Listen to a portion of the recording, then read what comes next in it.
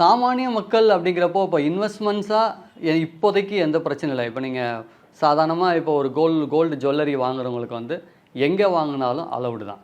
என்ன இப்போ அந்த லிமிட் வந்து கம்மி பண்ணிட்டாங்க. இப்போ ₹1,00,000 அப்படின்னா 75,000 தான் இப்போ போகுது. முன்னாடி ₹90,000 வரைக்கும் அவங்களால லோன் வாங்க முடிஞ்சு, இப்போ ₹15,000 கம்மி ஆயிடுச்சு.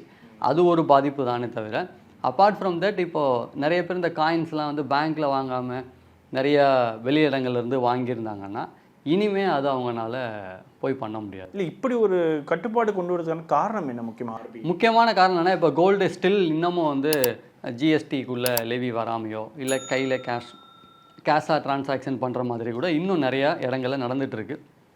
அதில் இப்போ அந்த கோல்டு லோன் வந்து ஏன் கொண்டு போகிறாங்க அப்படின்னா, நிறையா பேர் கோல்டு வாங்குறவங்க லோன் போகிறாங்க. காரணம் என்னென்னா, எல்லா லோனையும் விட இந்த கோல்டு லோன் வந்து இன்ட்ரெஸ்ட் ரேட் ரொம்ப கம்மி.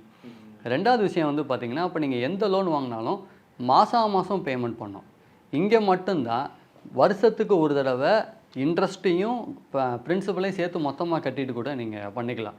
இல்லை எனக்கு இந்த ஒரு வருஷம் முடிஞ்சிருச்சு, அடுத்த வருஷம் நான் ரெனிவல் பண்ணி கூட திரும்ப அதே கோல்டு ஜுவல்லரியை வச்சு நான் அந்த லோனை வந்து கண்டினியூ பண்ண முடியும். இந்த ஃபெசிலிட்டிஸ் வந்து கோல்டு லோனில் மட்டும்தான் இருக்குது.